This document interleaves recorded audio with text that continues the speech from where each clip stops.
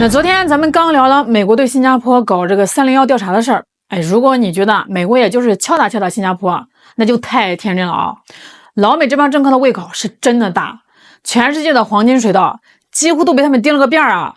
从美洲的巴拿马运河到霍尔木兹海峡，现在美国是终于按耐不住了，彻底撕下了伪装，把那双黑手直接伸向咱们亚洲的咽喉，全球经济的大动脉马六甲海峡。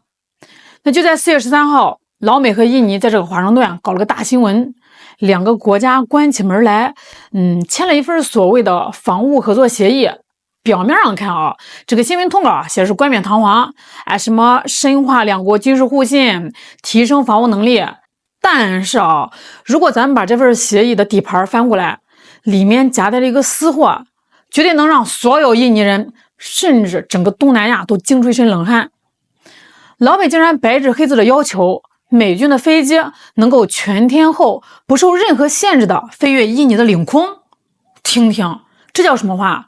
这哪里是来谈什么防务合作的？这分明就是一个拿着刀的强盗，假惺惺的跑到你家院子里说，老乡，我看你们家这个门挺破的，我卖你把新锁吧。不过有个条件啊，你得把这把新锁的万能钥匙给我配一把。那以后我想进你家溜达，你连问都不许问。这个要求放眼全球，还有比这更不要脸的吗？美国这招可谓是阴毒到骨子里啊！他打着帮印尼升级旧装备、淘汰破铜烂铁的幌子，实际上呢，是在变相的要把这个印尼死死绑在老美的战车上。更直白点说啊，老美就是想把印尼直接变成美军在南海的前哨站和垫脚石。那今天呢，咱们就来看看老美到底在下怎么样一盘大棋。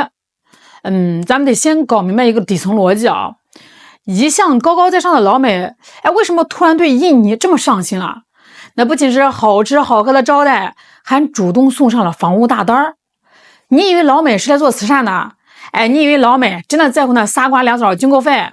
别逗了，老美向来都是不见兔子不撒鹰的典型代表。他之所以疯狂向印尼抛媚眼，根本原因呢只有一个：印尼的地理位置实在太致命了。印尼号称是千岛之国啊，1万多个岛屿像一串碎珍珠一样撒在赤道上。最要命的是啥？是它刚好卡在太平洋和印度洋的交界处，而它旁边呢就是大名鼎鼎的马六甲海峡。咱们用数据说话啊，马六甲海峡是什么概念呢？全长1080公里，最窄的地方只有不到3公里。但就是这条细长的水道，每年要通航8万多艘大型货轮，承载了全球将近40%的贸易量啊！更致命的是，中日韩这3个东亚工业巨头，经济命脉所需要的石油、天然气，有超过70%都要从这里路过。这哪里是海峡呀？这简直就是东南亚国家脖子上的主动脉。老美心里面的算盘打的是震天响啊！如果仅仅是依靠新加坡的樟宜海军基地，美国只能在海峡的一头当个保安。但是如果拿下了印尼，拿到了印尼领空的无限通行权，那就等于彻底锁死了马六甲海峡的整个南岸啊！就等于在这条全亚洲的生命线上安装了一个无死角的超级天眼。以后谁家的货轮过去了，船上装的是原油还是铁矿石，是开往日本的还是开往中国的，美军的侦察机在印尼的领空上盘旋一圈，看的那是一清二楚啊！更直白一点说，特朗普政府现在的核心战略就是全球收缩，扼守咽喉。他要在巴拿马掐住美洲的脖子，在霍尔木兹掐住能源的脖子。现在他要在马六甲彻底把中国的海上生命线变成自己随时可以勒紧的绞索，这就是赤裸裸的战略讹诈。在这个节骨眼上，美国想要印尼领空的绝对控制权目标根本就不是印尼，而把这个枪口死死瞄准了整个亚洲，尤其是瞄准咱们中国。这个心机何其歹毒啊！那既然老美的狐狸尾巴这么明显，那印尼人都是傻子吗？还真别说，面对老美抛出这个包裹着糖衣的毒药，印尼内部这次是彻底炸开了锅，两派人马直接在办公大楼里上演了全武行，那吵的是脸红脖子粗的。核心的焦点就是在于美军那个极其过分、极其丧权辱国的条款，全天候不受限制飞越印尼领空。咱们看看印尼国防部这边态度这帮穿军装的大老粗们平时看着挺威风的，但是这一回看到老美递过来的武器清单，哈喇子流一地啊！大伙儿要知道，印尼军队现在的家底其实挺寒碜的，天上飞的还是那些老掉牙的破烂玩意儿。那眼看着周边的国家都在搞这个军事现代化呀，印尼国防部的将领们心里急啊。这回老美说，来，只要你把领空借给我用用，最新的战斗机、雷达、导弹，通通给你打折扣。印尼国防部的某些人那一瞬间脑子是真的进水了。为了换取几件先进的美式装备，为了冲门面他们心里面多少有点动摇了。他们甚至想捏着鼻子闭着眼睛把这丧权辱国的字给签了。但是就在国防部准备签字的时候，印尼外交部的大佬们不干了。这帮文官可不傻，一眼就看出来了美国合同背后的底盘，态度极其强硬，坚决反对。那据印尼媒体的内部爆料，印尼外交部的最高层直接一个电话打到国防部，在电话里那是破口大骂放出狠话，这个协议绝对不能签，谁签谁就是印尼历史上的千古罪人。印尼外交部为什么这么激动？原因太简单了。老美说这个领空开放是为了反恐联合应急行动，是为了灾难危机应对，这全是糊弄3岁小孩的鬼话呀。美军的真实目的全球的瞎子都能看得出来他们就是想把印尼的领空当成一个不用安检的 VIP 快速通道，把这个印尼当成一个超级航空母舰，以此作为跳板，更方便、更隐蔽、更肆无忌惮的跑到咱们中国的南海去搞这个高空侦察、搞军事摩擦。大家想想如果印尼今天真的开了这个口子，把国家的领空主权拱手送给了美国，外界会怎么看印尼呢？全世界都会指着印尼骂，看这就是美国的狗腿子，这就是美国的傀儡。要知道印尼这个国家在国际上那可一直是个有头有脸的角色呀。当年著名的万隆会议就是在印尼开的。印尼一直以来引以为傲的标签就是他们那套自由、积极、不结盟的外交政策。他们一直想在中美之间玩平衡，当个谁也不想得罪的东南亚一哥。结果现在可好你要是签了这个协议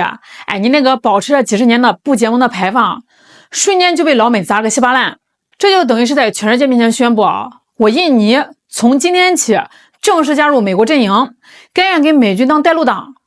为了几架破飞机，把几代印尼领导人攒下来的外交声誉和国家独立自主的底线全给卖了。这笔买卖只要智商超过50的人都知道绝对不能干而且印尼外交部那种极度担忧和防备绝对不是空穴来风、杞人忧天，他们是被老美给搞怕了呀。你们知道从去年一直到今年的4月份，在这短短1年的时间里发生过什么离谱的事吗？美军的军用飞机已经足足有18次，在根本没有向印尼官方通报、没有取得任何许可的情况下大摇大摆的直接闯入了印尼的主权领空和领海。这是什么行为这是无视他国主权印尼方面能不生气吗？印尼外交部是气得浑身发抖，向美国驻印尼大使馆提出了18次极其严厉的外交抗议。结果呢，老美的反应简直让人叹为观止。人家美国大使馆完全把印尼的抗议当成了耳旁风，不仅连个道歉都没有，甚至连理都不理你。潜台词就是老子飞你的领空是看得起你，你再逼逼小心我连你一块走。看到这儿大伙明白了吧？这外交部为什么不肯签字了吧？在没有拿到合法通行证的时候，美军都已经嚣张到这种地步，把你印尼领空当成自家后花园，说进就进，说出就出。这要是真让你签了协议，白纸黑字盖了公章，那美军还不得在印尼的首都雅加达上空开派对到了那个时候印尼的雷达兵看到天上密密麻麻的美军战机连拉防空警报的资格都没有了，这哪里还是个主权国家这不就直接退化到了美国的殖民地、美军的高级停车场吗？咱们再说句掏心窝子的话印尼如果真的彻底倒向了美国，它能捞到什么实质性的好处吗？军事安全固然重要，但国家生存的底盘是经济印尼现在最大的金主、贸易伙伴、基建旗手，满目望去全是中资2万高铁缩短是距离，拉动的是几十万人的生计莫罗瓦利工业园出口的是不锈钢，改变的是印尼的国运，这可是实打实的互利共赢如果印尼真的要签那份针对中国的防务协议，那可真的是端起碗吃饭，放下碗骂娘。中国绝不会咽下这口气。一旦这个经贸合作降温，投资链断裂，印尼的社会矛盾就像火山一样当场爆发。指望美国救火，美国现在债务高企，通胀严重，他只会卖你昂贵的军火，绝不会帮你修一寸铁路啊。那就在印尼内部吵得不可开交的时候，4月17号，中国外交部发言人向美国和印尼划定了一条绝对不可逾越的红线。大概意思就是你们美国和印尼想交朋友搞合作那是你们两家自己的内政，咱们中国不干涉，你们爱怎么玩就怎么玩。但是如果有人想借着印尼的地盘耍小聪明想在马六甲海峡或者咱们中国的南海搞什么小动作如果你们所谓的合作损害到了中国的国家安全利益，那不好意思，中国绝对不会坐视不管。一方面这在警告美国你少在咱们家门口嘚瑟，你以为你在印尼搞了个落脚点我就怕你了？你敢越过红线半步咱们就新账旧账一起算。那另外一方面，这更是在敲打印尼。兄弟，你可千万别在这个节骨眼上犯糊涂你别为了贪图老美许诺那几件美式装备的蝇头小利，最后被人当枪使了。一旦卷入大国博弈的修罗场，你那个千岛之国可能连渣都剩不下了。马六甲海峡的安宁不仅关系到中国一家的能源安全更关系到日韩、东盟乃至整个亚太地区几十亿人民的发展和稳定它是全亚洲共同的财富通道，绝对不能变成美国霸权用来勒索世界的私家水闸。中国在2026年的行事风格已经发生了彻底的质变。以前呢，咱们总是苦口婆心的劝说，希望用道理感化霸权。但是现在事实证明，对于豺狼，唯一的共同语言就是猎枪和棒子。欧洲的航运巨头不听劝，中方直接下令巴拿马港口停运，掐断你的财路。如果美国一意孤行要在马六甲搞军事封锁，如果印尼真的跨过那条红线，那么等待他们的绝对不仅仅是口头上的外交照会。中国现在的反制工具箱里不仅有经济制裁、贸易反制，更有强大的能够拒止任何外敌的军事实力。印尼到底会如何选择？是坚守底线保住和平发展的机遇，还是自甘堕落成为霸权的垫脚石？咱们拭目以待。